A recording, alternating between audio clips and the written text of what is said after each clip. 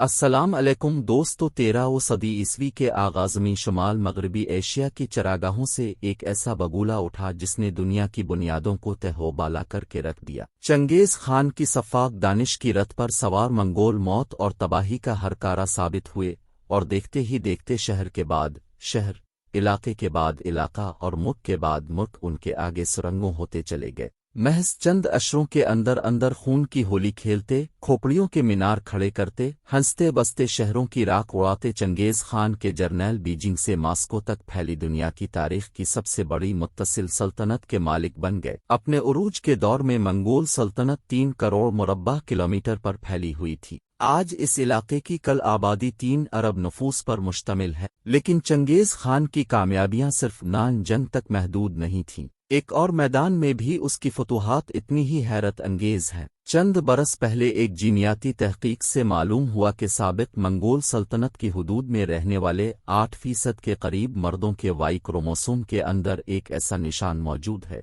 जिससे जाहिर होता है कि वो मंगोल हुक्मरान खानदान से ताल्लुक़ रखता है। इस तहकीक से ये नतीजा निकलता है कि दुनिया में तकरीबन 1 करोड़ 60 लाख मर्द दुनिया के मर्दों की कल तादाद का 0.5% ऐसे हैं जिनके खून का रिश्ता ऊपर जाकर चंगेज़ खान से जा मिलता है। पाकिस्तान में ये मखसूस निशान हज़ारा कबीले के अफराद के DNA में पाया जाता है, जो वैसे भी खुद को मंगोल कहते हैं। इसके अलावा मुग़ल, चुग़ताई और मिर्ज़ा नामों वाले बाज़ लोग भी अपने आप को मंगोल नस्ल का बताते हैं। किसी एक शख्स की इतनी औलाद कैसे हो सकती है? जीनियाती तहकीकी अपनी जगह, इस बात के तारीखी शवाहिद भी पाए जाते हैं। चंगेज़ खान ने खुद दर्जनों शादियां की और उनके बेटों की तादाद 200 बताई जाती है। फिर इनमें से कई बेटों ने आगे जाकर हुकूमतें कायम की और साथ ही साथ वसी व अरीज हरम रखे जहां उनके बड़ी तादाद में बेटे पैदा हुए। मशहूर तारीख दान मुल्क अता जोइनी अपनी किताब तारीख़ जहां गुशा में चंगेज़ खान की मौत के सिर्फ 33 साल बाद लिखते हैं। उस वक्त उसके खानदान के 20,000 अफराद ऐशो इशरत की जिंदगी गुजार रहे हैं। इस मौके पर हमारा सामना तारीख की एक हैरान कुन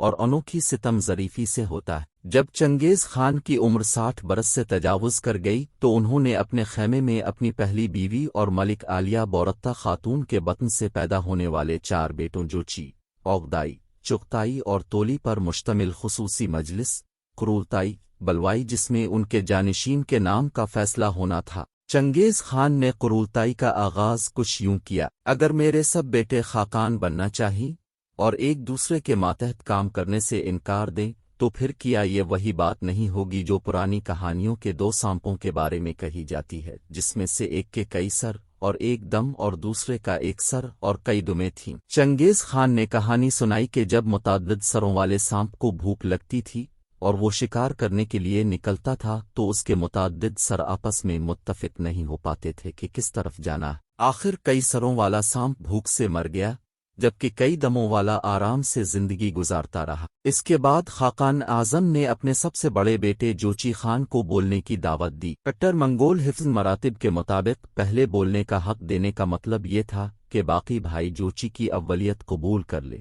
ये वो बात दूसरे नंबर वाले बेटे चुग़ताई को हज़म नहीं हो सकी। वो उठ खड़ा हुआ और अपने बाप को मुखातिब करके कहा, क्या उसका मतलब है कि अब जोची को अपनी जानिशीनी इनायत कर रहे हैं? हम किसी मर्द की नाजायज औलाद को अपना सरबरा कैसे मान सकते हैं? चुग़ताई का इशारा 40 बरस पुराने इस वाक़ये की तरफ था जब बोरत्ता खातून को चंगेज़ के मुखालिफ कबीले मरकद ने अगवा कर लिया था। बोरत्ता 1161 में अव्वल खुनद कबीले में पैदा हुई थीं, जो तीमोजिन, चंगेज़ खान का असल नाम, के बोर्जिगिन क़िबले का हलीफ था। इन दोनों की बचपन ही में मंगनी हो गई थी, जबकि शादी उस वक्त हुई जब बोरत्ता की उम्र 17 और चंगेज़ की उम्र 16 बरस थी। बोरत्ता को समूर की पोस्तीन बतौर जहेज दी गई। शादी के चंद ही दिन बाद मरकद कबीले ने जोड़े के कैंप पर धावा बोल दिया। तीमोजिन अपने 6 कम उम्र भाइयों और मां समेत फरार होने में कामयाब हो गया, ताहम इसकी लेना पीछे ही रह गई। मरकद असल में बोरत्ता ही के लिए आए थे। कहानी कुछ यूं है कि तीमोजिन की मां हुइलिन मरकद कबीले से ताल्लुक़ रखती थी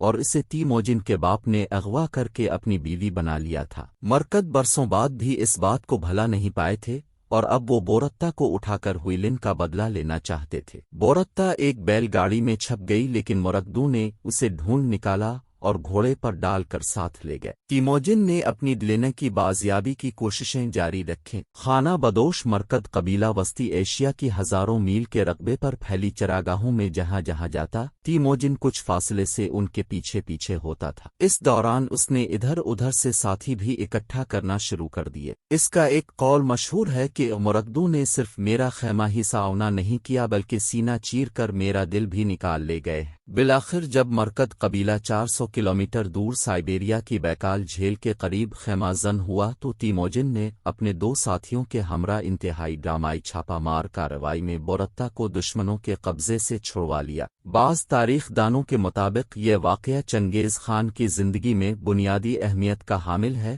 کیوں اسی واقعے نے انہیں اس راستے پر ڈال دیا جس پر چل کر آگے وہ فاہم عالم بنے۔ تاہم بورتا کو بازیاب کراتے کراتے 8 مہینے گزر چکے تھے۔ بورتا نے واپسی کے کچھ ہی عرصے بعد جوچی کو جنم دیا۔ اس وقت بھی چامگویاں ہوئیں لیکن چنگیز نے ہمیشہ جوچی کو اپنا بیٹا ہی تسلیم کیا، اور یہی وجہ ہے کہ اب وہ اپنی زندگی کے آخری دور میں اسی کو جانشین بنانا چاہتے تھے۔ لیکن انہیں اندازہ نہیں تھا کہ 40 برس بعد یہی واقعہ ان کے گلے کی ہڈی بن جائے گا اور ان کے اپنے بیٹے ان کے روبرو ان کے بیٹے کی ولدیت کو مشکوک قرار دیں گے۔ چغتائی نے جب جوچی پر الزام دھرا تو جوچی چپ نہ بیٹھ سکا۔ اس نے اٹھ کر چغتائی کو تھپڑ دے مارا اور دونوں بھائی گتھم گتھا ہو گئے۔ درباریوں نے بڑی مشکل سے دونوں کو چھڑوایا۔ چنگیز خان کو اندازہ ہو گیا کہ ان کے مرنے کے بعد تینوں چھوٹے بیٹے کبھی بھی جوچی کو بطور خاقان اعظم قبول نہیں کر سکیں گے اور آپس میں لڑ کر اس کی سلطنت کو پارا پارا کر دیں گے۔ اب چغتائی نے ایک تجویز پیش کی جس کی چھوٹے بھائیوں نے فوری تائید کر دی۔ اس نے بیچ کا راستہ پیش کیا کہ نہ میں نہ جوچی بلکہ تیسرے نمبر والے اوغدائی کو خاقان بنا دیا جائے۔ چنگیز خان کو چوٹ تو گہری لگی تھی لیکن کوئی اور چارہ نہیں تھا۔ انہوں نے کہا، دھرتی ماں وسیع ہے اور اس کے دریا اور جھیلیں بے شمار ہیں۔ ایک دوسرے سے دور دور خیمے نصب کرو اور اپنی اپنی سلطنتوں پر حکومت کرو۔ یہ تاریخ کی عجیب و غریب ستم ظریفی ہے کہ آج جس شخص کی اولاد کروڑوں میں بتائی جا رہی ہے، اس کے اپنے بیٹوں نے اس کے منہ پر اس کے مقرر کردہ ولی عہد کو اس کا بیٹا ماننے سے انکار کر دیا تھا۔ 18 اگست 1227 کو آخری سانسیں لیتے وقت شاید چنگیز خان کو سب سے زیادہ دکھ اسی بات کا رہا ہوگا